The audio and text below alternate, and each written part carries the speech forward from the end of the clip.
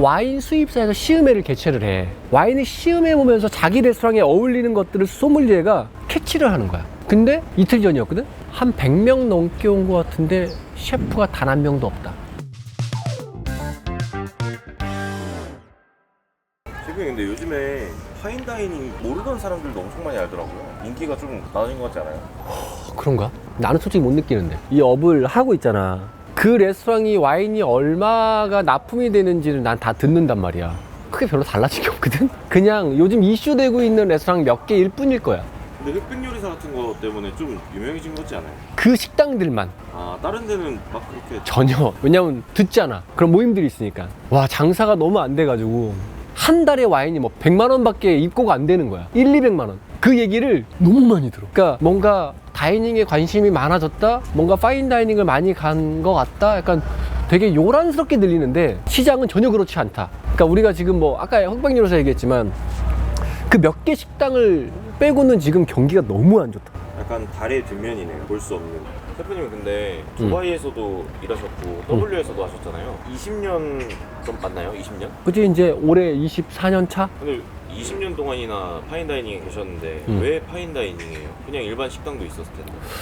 약간 파인다이닝이라고 하면 내가 생각하는 기준은 기존에 있는 음식이라기보다는 없는 음식을 조금 창조하는 수준에 가까운 거거든. 그러니까 기존에 우리가 토마토 파스타가 있으면 뭔가가 하나가 킥이 들어가 있는단 말이야. 그래서 이제 그 킥을 보고 손님들이 먹어보고 싶다, 경험하고 싶다, 약간 다른 데 없는 메뉴 같다, 이런 것 때문에 그 하나하나 레스토랑에 컬러가 정해진다라고 생각을 하거든. 뭔가 계속 없는 걸 만들어내야 된다라는 그게 나한테 엄청 매력이었던 것 같아요. 그래서 이제 그렇게 뭔가 없던 메뉴들을 계속 생산하면서, 어떻게 보면 예전에는 공장이라고 해도 약간 좀 과언이 아닐 정도로 메뉴가 거의 한 달에 한 번씩 바꿨었어. 근데 그러다 보니까 단점이 있어. 어떤 한 레스토랑에 갔어. 근데 너무 그 경험이 좋은 거야. 그래서 누군가 생각이 난 거지. 내가 지금 먹어봤던 걸 내가 소중하게 생각하는 사람을 데리고 와가지고 함께 먹어보고 싶다 라는 생각이 들 가능성이 크단 말이야. 그래서 예약을 하고 나서 다음에 왔는데 그 메뉴가 없어. 그런 경우가 되게 많아. 그 메뉴 때문에 누군가를 함께 왔는데 그 메뉴가 없으니까 굉장히 황당해하는 거야. 그래서 어떤 분들은 정중하게 이렇게 부탁하시는 분들도 있어. 그때 그 메뉴 때문에 왔는데 혹시 좀 가능하면 그 메뉴를 만들어줄 수 있냐. 그 대부분은 그 메뉴를 못 만드는 게 아니라 메뉴가 바뀌었기 때문에 그 식재료가 없지. 다행히 그런 경우가 되게 많아. 근데 이거는 양면성이 있어. 그게 좋아서 그렇게 오신 분도 있지만 또 어떤 분들은 다이닝을 경험이라고 생각하기 때문에 메뉴 바뀌는 걸 더 선호하시는 분들도 있어. 내가 왔는데 메뉴가 똑같네? 또 6개월 후에 왔는데 메뉴가 또 똑같아? 1년 후에 왔는데 메뉴가 또 똑같아? 그럼 어떤 생각이 드냐면 셰프가 너무 편하게 일하는 거 아니야? 약간 이렇게 생각하시는 분들도 있어. 그래서 나 같은 경우는 요즘 어떻게 하냐면 옛날에는 메뉴를 거의 한 뭐 분기별로 한 3개월에 한 번씩 메뉴를 통으로 바꿨어. 그냥 다 갈아엎는 거지. 한 몇 개예요, 메뉴가? 보통 뭐 15개에서 20개 정도? 그걸 다 바꾸는 거예요? 싹 다 바꿔. 옛날에는 그렇게 했었어. 근데 요즘은 그렇게 안 해. 방금 전에 얘기했던 것처럼 두 손님을 다 잡기 위해서. 너무 갑자기 메뉴가 싹 바뀌어 있으면 아까처럼 어색하잖아. 근데 한 3분의 2 정도는 놔두고 3분의 1 정도만 바꿔. 또 한 3개월이 지나면 또 한 3분의 1 정도 걷어내고 3분의 1 정도 바꿔. 그러면 1년 정도 되면 메뉴가 어느 정도 다 바뀌어 있어. 순차적으로. 그러면 조금 손님들이 생각했을 때 그때 먹었던 메뉴 몇 개는 있네? 그때 이거 맛있었으니까 그래 이거라도 먹어보자. 약간 이렇게 되는 거지. 그러면 지금 20년 동안 파인다이닝 하셨잖아요, 결국. 그러다가 와인바로 전환을 해야겠다 싶으셨던 계기가 혹시 어떤 것이었어요? 그러니까 우리나라가 이제 셰프들이 요리를 너무 잘하는 건 부인할 수가 없어. 왜냐면 매년 다양한 나라로 이렇게 출장을 가면 대부분 미식 도시고, 그러니까 그 중에서 나는 이제 요리하는 사람이다 보니까 특히 식당 같은 데는 정말 나름 괜찮은 데 가려고 노력을 하는데 요즘 이제 출장을 되게 자주 가는 편이거든, 매년. 근데 예전에는 외국 갔다 오면 와 진짜 이 셰프 너무 잘한다. 근데 국내에 와서 이제 다른 소위 파인다이닝이라는 레스토랑 가서 먹어보면 항상 좀 아쉬운 부분이 있었거든. 나도 굉장히 부족하지만 뭔가 외국하고 약간 조금 그래도 이 격차가 좀 확실히 많이 난다. 요리 자체는 문제가 없는데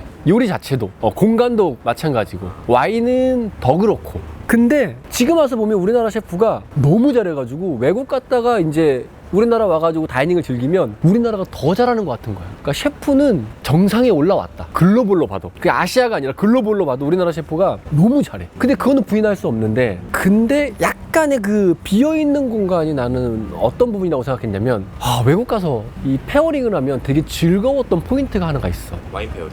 음식과 와인을 페어링할 때 물론 소믈리에가 있긴 하지만 셰프들이 자기 음식에 이 와인이 어울리니까 한번 먹어봐, 약간 이렇게 되게 자신 있게 얘기해. 근데 나는 그게 되게 신선했어. 근데 우리나라에서 내가 그런 경험을 한 적이 있나? 없는 거야. 국내 파인다이닝에서의 페어링은 약간 아쉬웠다. 아니, 아쉬운 게 아니야. 업이 완벽하게 분리가 되어 있는 게 아쉽다. 셰프는 요리만 하고 와인을 추천해주는 사람은 소믈리에가 따로 있고, 물론 소믈리에가 있어야 되지만 셰프가 와인 혹은 내 음식하고 잘 맞는 주류를 좀 진중하게 고민을 하나? 근데 내가 지금까지 20년 넘게 이 업을 해오면서 소믈리에랑 매니저랑 엄청 많은 친구들하고 함께 해봤잖아. 내가 그러지 못했던 거야. 근데 다른 친구들한테도 물어봐도, 그 업에 있는 셰프들, 그 소믈리에한테 물어봐도 다 똑같은 거지. 그러니까 소믈리에는 와인에 집중하고 셰프는 음식에 집중하다 보니까 둘의 소통 부족으로 이 음식과 와인이 정말 잘 어울리는 그 지점을 섬세하게 건들지 못한다라는 거를 그냥 이 업에 몸담고 있으니까 느낀 거지. 그래서 그 빈 공간을, 야, 내가 성장하려면 채워야겠다. 그래서 와인바를 오픈해서 홀짝홀짝 마시면서 경험해봐야겠다. 왜냐면 와인이라는 종목은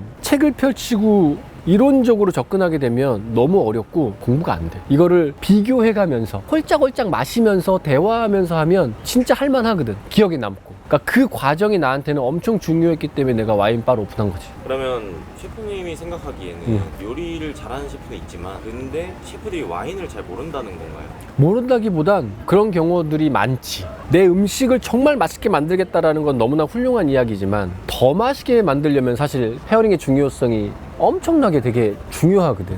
보통 셰프들이 내가 만든 음식을 요 와인까지 고민해주면 사실 그 식당이 엄청 훌륭한 식당이거든. 근데 그러기가 쉽지가 않으니까. 근데 나도 그 출장을 다니고 외국에서 경험했던 그 셰프들이 내 음식에 이 와인 꼭 한번 먹어봐, 진짜 이런 맛이 날 거야, 너무 맛있을 거야, 이게 너무 멋있어가지고 나도 그게 하고 싶은 거야. 내 음식도 물론 중요하지만 이 음식과 어떤 와인이 어울릴까, 이런 페어링을 나도 그들처럼 당당하고 자신감 있게 추천해주고 싶어서 와인바를 오픈한 거지.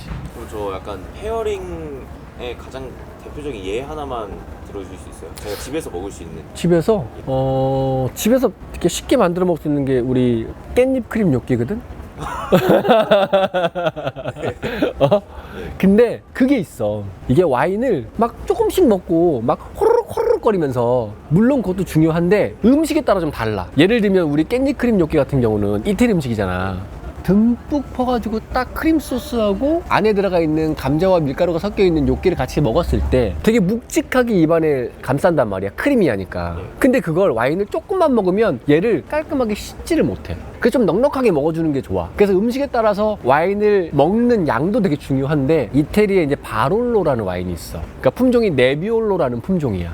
걔가 산미도 좋은데 약간 쪼이는 탄닌감도 좋아. 그래서 크리미한 것들을 살짝 느끼한 부분들을 눌러주고, 탄닌감이 있기 때문에 한번 쫙 쪼여줘서 넉넉하게 넣고 나서 헹궈주면 산미가 느끼한 맛을 눌러주고 쪼이는 맛 때문에 그 다음 요끼가 처음 먹었던 것처럼 계속 프레시하게 느껴져, 물리지 않고. 저는 화이트가 어울릴 줄 알았는데 레드가 어울리나 보다. 이제 그 경계는 없어. 나 같은 경우는 샴페인 러버니까, 샴페인을 엄청 좋아하는 사람이다 보니까 진짜 큰 고민 없이 어떤 음식이든 페어링 고민 없이 먹는 건 나는 샴페인. 뭐 채소 음식, 뭐 해산물, 뭐 육류들, 뭐 가금류, 돼지고기, 소고기, 뭐 치즈, 아무거나 상관없이 나 진짜 다 모르겠고 그냥 페어링 크게 고민하고 싶지 않아. 난 그럼 샴페인 추천. 가장 편하다? 산미도 좋고 복합미도 좋은데 기포가 있으니까 계속 입안을 깔끔하게 클린하게 헹궈주거든. 파인다이닝을 그만두고 와인바를 선택했을 때 그 가장 큰 매력이 좀 어떤 거였어요?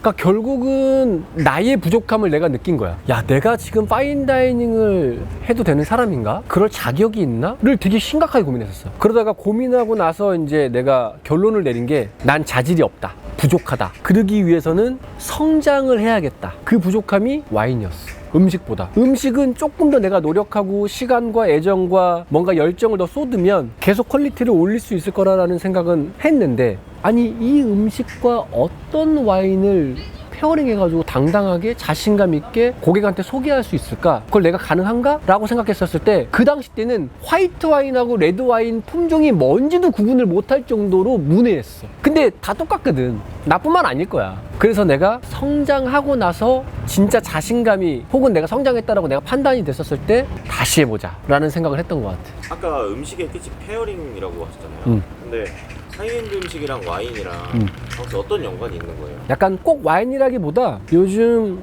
파인다이닝도 옛날에는 와인 페어링만 했는데 요즘은 되게 재밌게 막 사케랑 전통주도 막 섞어. 그래서 나는 조금 더 큰 범위에서 주류, 그 음식이 가지고 있는 특성을 이해하면 어떤 와인이 따라가면 혹은 어떤 주류가 따라가면 이 음식이 더 향긋하고 더 맛있고 그 다음 음식이 기다려지겠다라고 생각하게 되거든. 그게 이제 주류가 주는 엄청난 파워야. 그냥 단순하게 음식만 먹으면 어떻게 보면 끼니잖아. 근데 뭔가 옆에 주류가 있으면 이야기거리가 더 늘어나. 맛있네, 바삭하네, 이것도 중요하지만 야, 얘랑 먹으니까 예를 들면 미나리가 더 향긋하게 느껴지네.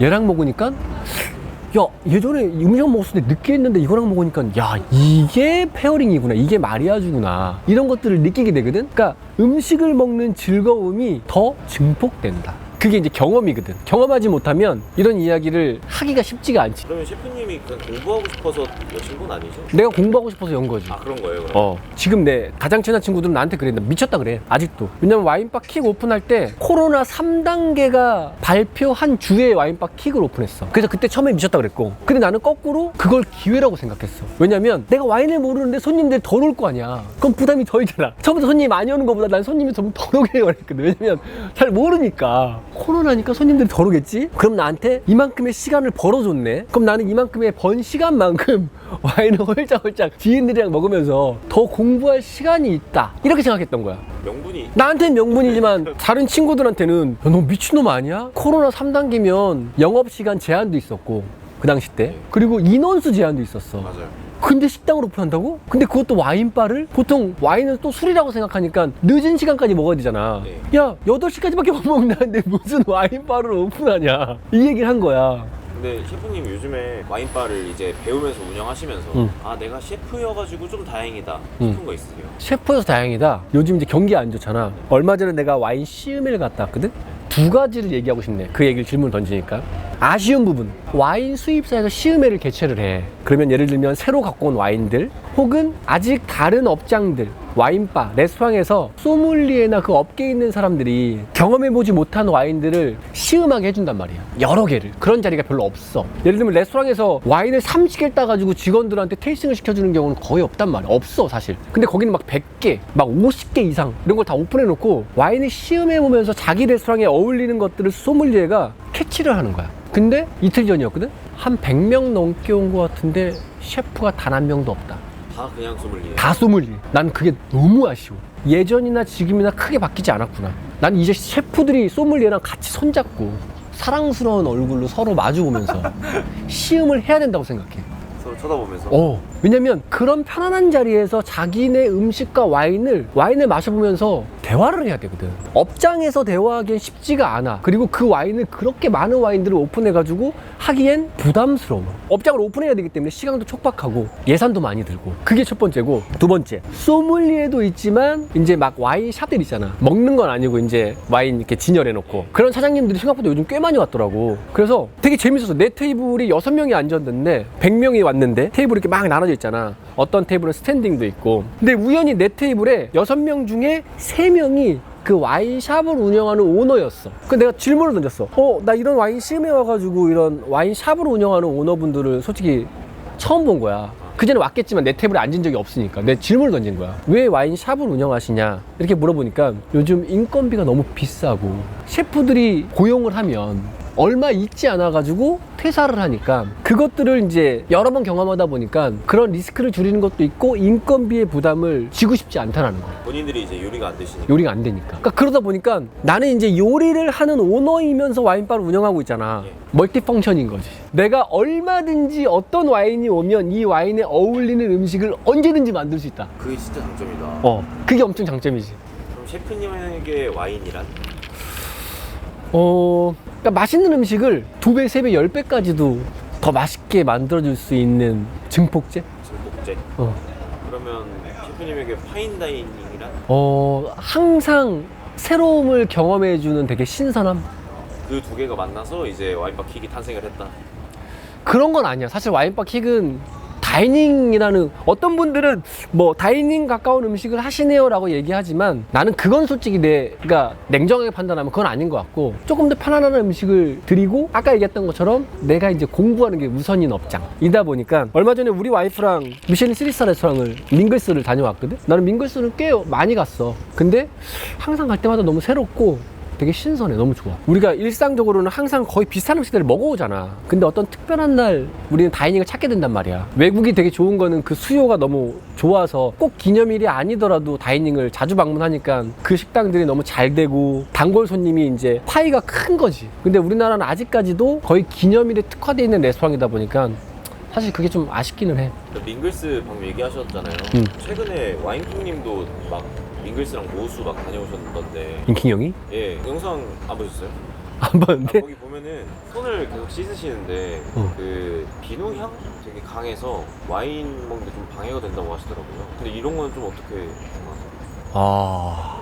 인킹 형이 되게 섬세하다. 영상 봐야겠다, 나도. 무슨 얘기하는지 알겠어. 왜냐면 나는 이제 와인바를 운영하니까 그걸 너무나 잘 알고 있거든? 그러니까 이런 거야. 레스토랑에서 고객한테 엄청 좋은 경험을 주겠다고 좋은 핸드솝을 사. 예를 들면 내가 좋아하는 브랜드는 뭐 뽑자면 뭐 이솝, 뭐 르라보, 논픽션. 너무 좋아. 너무 향긋하고 딱 있어도 화장실에 보면 야 되게 감각적이네 이렇게 얘기할 수 있거든. 근데 섬세하고 좋은 와인을 판매하고 있는 레스토랑에서는 그게 최악이 될 수 있어. 향이 너무 나이스하기 때문에 좋은 와인을 따랐잖아. 처음에 코로 와인을 갖다 댄단 말이야. 그러면 신체 중에서 제일 코, 이 다음으로 가장 가까이 되는 게 손이야. 여기서 그 어떤 특정한 브랜드의 강렬한 향긋한 향이 와인이랑 부딪히는 거야. 좀 크다.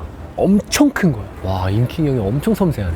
나는 그냥 그걸 알고 있으니까 예전에 이제 와인바 킥이 아닌 다른 업장, 그러니까 와인은 판매는 하지만 그러니까 좋은 와인을 판매하지 않은 약간 뭔가 캐주얼한 레스토랑에서는 이솝 이런 건 괜찮아. 더 좋아. 손님들한테도. 왜냐면 좋은 경험이 될 수도 있고, 야 화장실에 이렇게까지 좋은 핸드로션과 솝을 비치를 했네. 손님들 엄청 좋아하거든.